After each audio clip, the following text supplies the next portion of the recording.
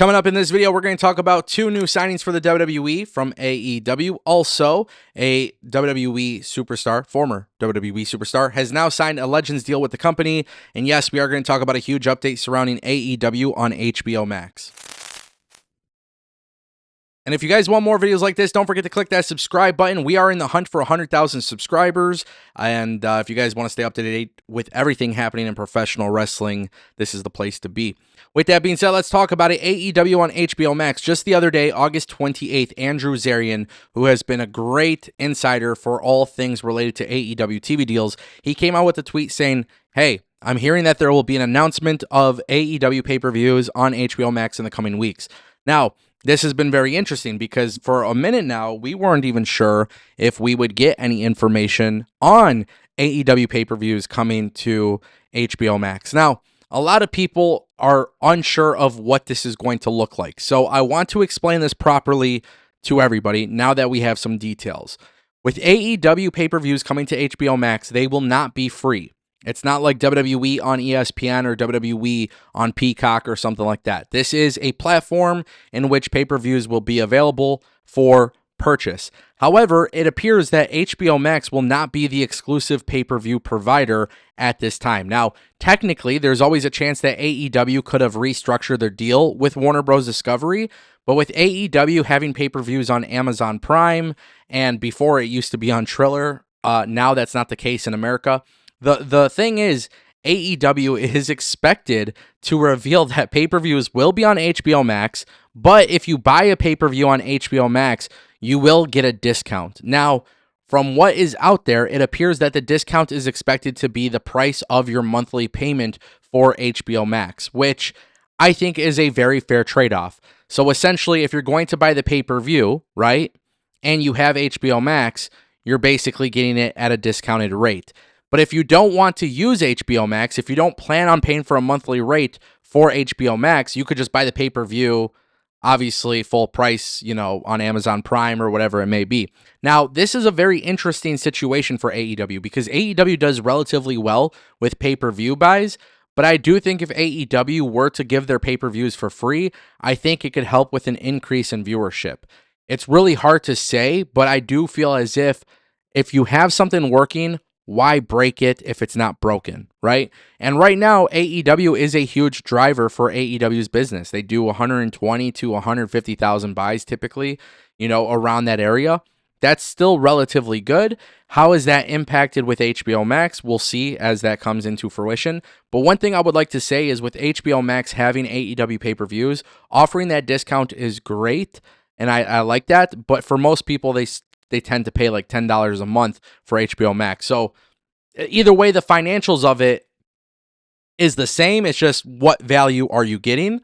Obviously, with HBO Max, you get the library of not only AEW stuff, but then obviously their original content and their movies and everything like that. So that is something to consider. That is something to be mindful of. But I think that's relatively cool. We'll see what the details are. But unless AEW completely restructures their deal with Warner Bros. Discovery, you should be expecting to pay for pay-per-views.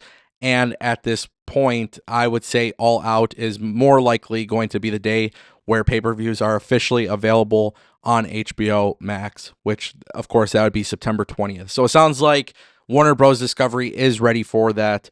We'll see how things move forward.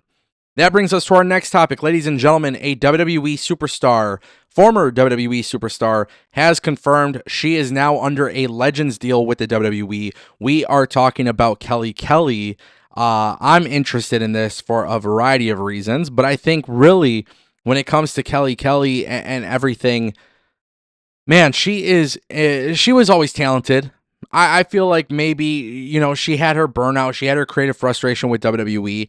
I feel like in her new interview with Chris Van Vliet, she really opened up and she did a really good job of opening up. But she's in a weird situation, different era, bro.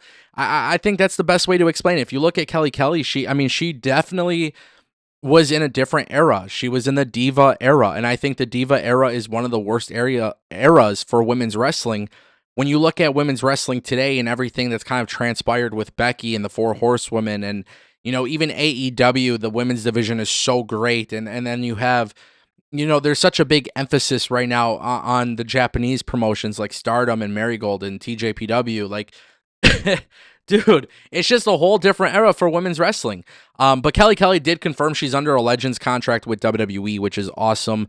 I love the idea of these Legends contracts. AEW started to do them, and I think the thing that's really nice about them is, in a way, it's like, yeah, it's probably not the most pay. It's probably not, but there is a way to make money from your likeness being owned by WWE or having it under a contract with WWE. Of course, with WWE and their ability to do merchandising, and of course, these things with video games and action figures, there's a lot of way to monetize that, which means Kelly can still get paid for that. We didn't see Kelly at Evolution 2. We didn't see her, in WWE programming in a while. It would be nice for WWE to bring her back in some capacity. It doesn't mean wrestling, but, I feel like because the eras are so different, it would be nice if they were able to celebrate her a little bit, but we'll see what happens.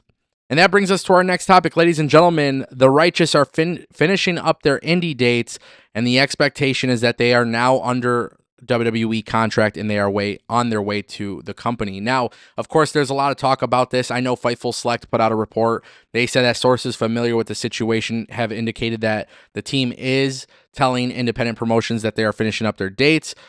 We know that WWE had a lot of interest in the Righteous, but I don't think people actually understand the grand scheme of this and what this might actually mean because of the Karrion Kross situation.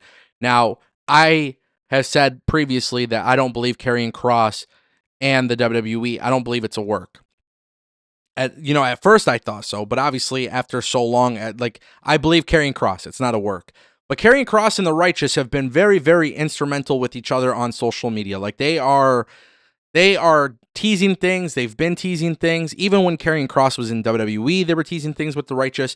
I'm curious if maybe WWE also struck a deal with Karrion Kross and they would all debut or re-debut or whatever. They would come back to WWE in this umbrella. The Righteous were part of AEW and Ring of Honor. We've covered the story of them leaving the company. They wanted out of the company. There was rumors that they were going to go to WWE and work with Bray Wyatt. That never happened. WWE clearly has had interest in working with these guys. I really don't want to see them go to NXT. I want to see them go to the main roster, continue to beef up the tag team division, make the tag team division feel important again. But if you can, bring Karrion Kross with them.